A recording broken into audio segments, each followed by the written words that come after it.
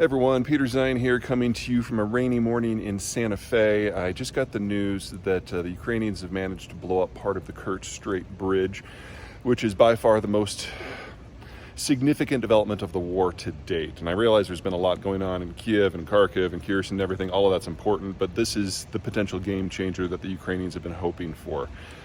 The Kerch Bridge is the only large-scale rail connection between mainland Russia and the Crimean Peninsula, which is home to about 2.5 million people, most of whom consider themselves to be Russian citizens, and the bulk of Russian forces both in Crimea and in southwestern Ukraine.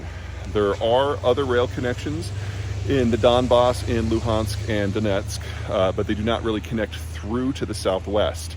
The rail connections that are relevant go all the way up to the Dnieper. So in order to get rail from the eastern stretches of Ukraine to the southern, they have to basically go right by Russian positions, and those have been within range of artillery since the beginning of the war. You can guarantee that the Ukrainians are going to be targeting those extra closely now. Logistically, it is difficult to understate the criticality of this for the Russians. Russia doesn't have a road network.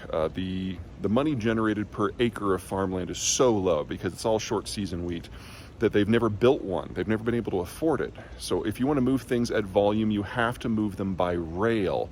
And with Kerch being the only real connection, it is the primary way that the Russians supply Crimea and the southwestern front with not just troops and equipment, but with food and fuel. And that's for the civilian population as well.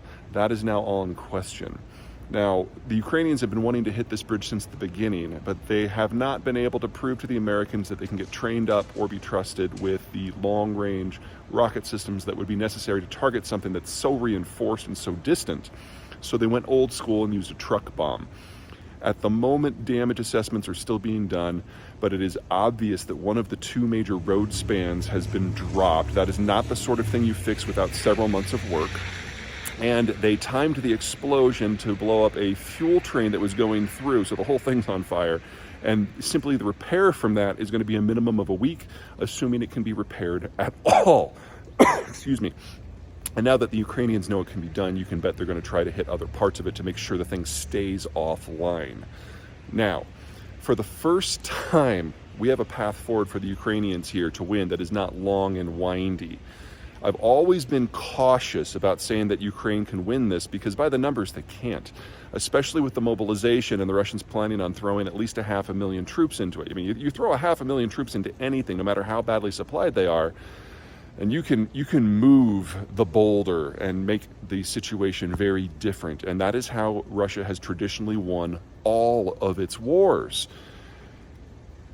But you don't throw 500,000 people at logistics. This is something where either you have the connections or you don't.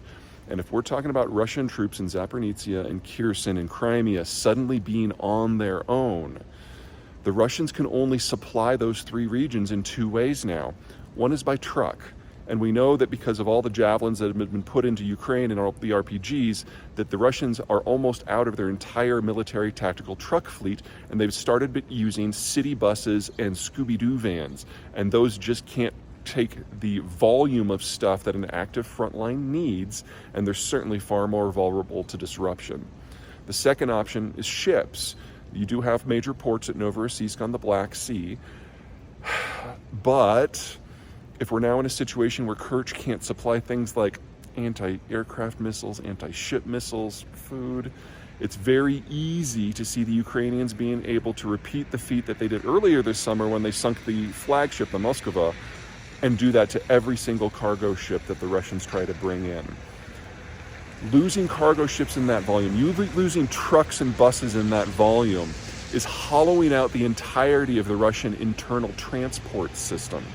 This is the sort of thing that if you bleed this fast, it takes a decade to recover from. And in a war zone, that is not going to happen, particularly since we're in an environment of sanctions where people are getting more and more skittish about selling the Russians anything. So for the first time, the Ukrainians have a window to victory, and that's my sign that I'm done. Okay, you all take care. I'll give you an update as soon as I have more information.